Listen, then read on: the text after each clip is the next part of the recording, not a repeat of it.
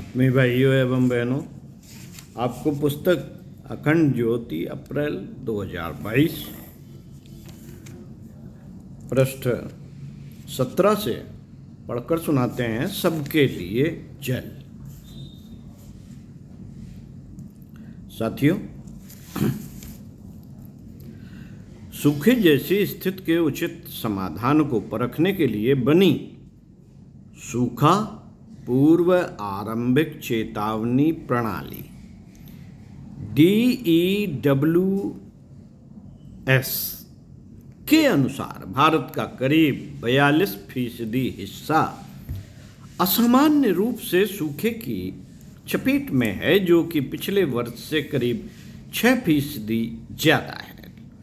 लेकिन हैरानी की बात है कि मानव अस्तित्व और अच्छे स्वास्थ्य के लिए बेहद जरूरी पानी हमारे लिए अभी तक मुख्य मुद्दा नहीं बन सका है। अब भारत का एक राज्य मध्य प्रदेश यह सुनिश्चित करने के लिए पानी के अधिकार संबंधी कानून को लाने पर विचार कर रहा है ताकि राज्य के सभी निवासियों को पर्याप्त पानी की आपूर्ति हो सके। मध्य प्रदेश सरकार ने पुष्टि की कि वह अपने नागरिकों की स्वास्थ्य देखभाल के साथ पर्याप्त पानी के विधायी आश्वासन पर विचार कर रही है। अगर ऐसा हो जाता है तो मध्य भारत का यह राज्य जल सुरक्षा पर इस तरह का सक्रिय कदम उठाने वाला देश का पहला राज्य बन जाएगा। मित्रों, इस अधिनियम के विवरण पर अभी काम चल रहा है, लेकिन प्रस्तावित अधिनियम के तहत सभी घरों में पानी के नल कनेक्शन और पर्याप्त पानी या अन्य सभी आवश्यकताओं को सुनिश्चित करना इसमें प्रस्तावित है। मध्य प्रदेश में पानी का अधिकार कानून लागू करने की योजना ऐसे समय में आई जब केंद्र सरकार भी हर घर में पीने का पानी उपलब्ध कराने के लिए नल से जल की बात कर रही है। जल शक्ति नामक इन मंत्रालयों की यह एक महत्वाकांक्षी योजना है कि सन 2024 तक देश के सभी घरों में पाइप से पानी उपलब्ध कराया जाए। लेकिन क्या वास्तव में भारत के सभी लोग अस्तित्व एवं बेहतर स्वास्थ्य के लिए जरूरी सुरक्षित एवं पर्याप्त पेयजल हासिल कर पाएंगे, या इसका भी वही हश्र होगा जो अन्य बड़ी योजनाओं के साथ हुआ है? प्रश्न उठता है मित्रों, प्रश्न उठता है कि जल सुरक्षा कानून वास्तव में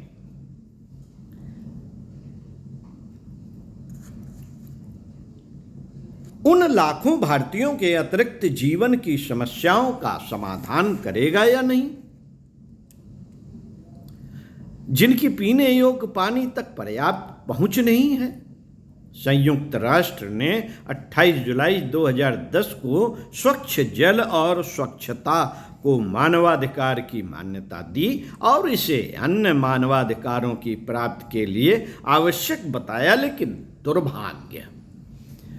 दुर्भाग्यवशात 7.6 करोड़ भारतीय नागरिकों की अब भी सुरक्षित पेयजल तक पहुंच नहीं है। नागरिक समाज के सदस्य, बेहद प्रतिष्ठित सामाजिक कार्यकर्ता, सुप्रसिद्ध जल पुरुष राजेंद्र सिंह कहते हैं कि देश भर के नागरिकों तक पानी की पहुंच सुनिश्चित करने के लिए एक विधायी हस्तक्षेप की आवश्यकता है। सन 2017 में नागरिक समाज समूह जल जोड़ो अभियान JJN ने एक संवाददाता सम्मेलन में जल सुरक्षा विधेयक का एक मसौदा जारी किया था। उस समय राजेंद्र सिंह ने कहा था कि उनका मानना है कि यदि सरकार द्वारा इस विधेयक को स्वीकार किया जाता है तो यह विधेयक भूजल उपलब्धता, नदी प्रदूषण के खिलाफ प्रभावी संरक्षण और आबादी के लिए स्वच्छ पेयजल की गारंटी देने में मदद करेगा। JJN एक राष्ट्रव्यापी अभियान है जो जल साक्षरता अभियान के जरिए समाज को प्रेरित करके सामुदायिक भागीदारी के माध्यम से जल सुरक्षा, तालाब, नदियों, झीलों के संरक्षण को सुनिश्चित करता है। इसकी शुरुआत सन 2013 में की गई और नागरिक समाज के जल सुरक्षा विधेयक के प्रस्ताव का पहला मसौदा सन 2014 में प्रकाशित हुआ था। राजेंद्र सिंह ने तर्क दिया कि पानी का अधिकार भोजन के अधिकार की तरह महत्वपूर्ण और जरूरी है और इसे मौलिक अधिकार के रूप में बढ़ावा देना आवश्यक है।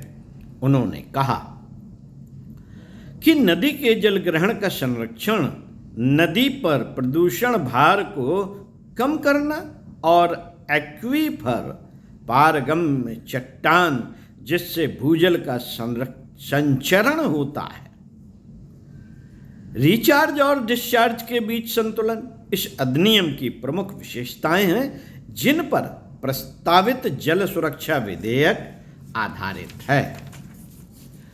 प्रस्तावित विधेयक किसी क्षेत्र में अभिलेखों को बनाए रखने में स्थानीय अधिकारियों की भूमिका पर केंद्रित था।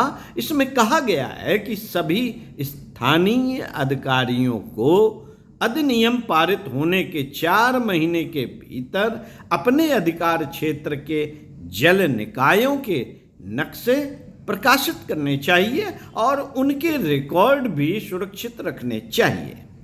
इस विधेयक में भूजल निकासी और पुनर्भरण के लिए दिशा निर्देश देने के साथ साथ जल स्रोतों और जल निकायों के उपयोग को प्रतिबंधित करने की भी बात की गई। मसौदा विधेयक जल निकायों को संकट में डालने वाली सभी निषिद्ध गतिविधियों को संज्ञेय अपराध बनाने की दृष्टि से भी प्रभावी है, जिसमें प्रासंगिक भारतीय दंड संहिता के तहत अधिकतम सजा का प्राविधान किया गया है। इसमें कहा गया है कि अपने दायित्वों का निर्वहन करने में स्थानीय अधिकारियों की विफलता को भी अपराध माना जाएगा।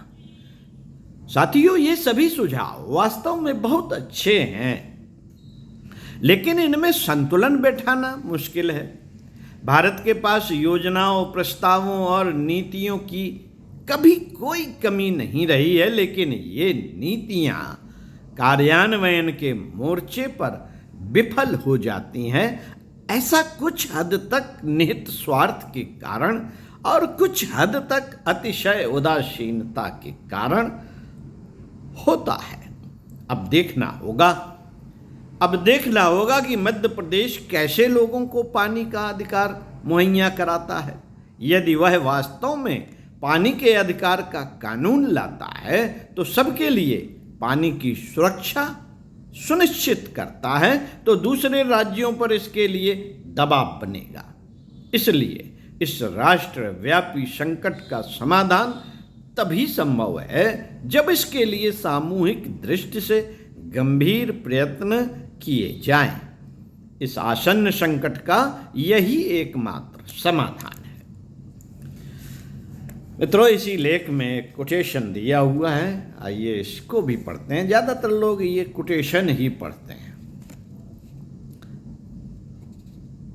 अमेरिका की सेना में एक सैन्य अधिकारी था जिसका नाम जॉन कैलेंडर था। उसे अनियमितता के कारण सेना से निकाल दिया गया। सेना से निकाले जाने पर जॉन ने अपने व्यक्तित्व का पुनर्मूल्यांकन किया और जो दोष उसे अपने अंतरंग में दृष्टिगोचर हुए, उसने उनका परिमार्जन करने का पूर्ण प्रयास किया और फिर एक साधारण सिपाही के रूप में सेना में भर्ती हो गया।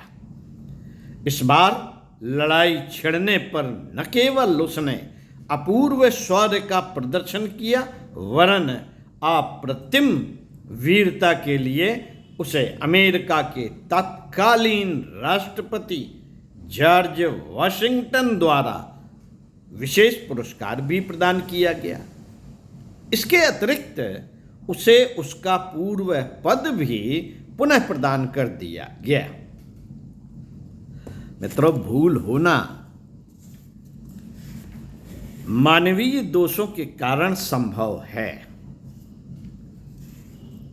परंतु जीवन में सफलता वे ही प्राप्त कर पाते हैं जो उन दोषों का परिमार्जन एवं परिष्कार कर श्रेष्ठता के पथ का चयन करते हैं। ओम शांति। सजल संवेदना से आतंकवाद का अंत। आइए पढ़ते हैं इसी लेख को अगले वीडियो में। तब तक सुनते रहिए। सामयिक समस्याएं भी हैं, उन पर भी विचार करते रहिए। आपको हम पढ़कर सुनाते रहेंगे। पर्व विशेष।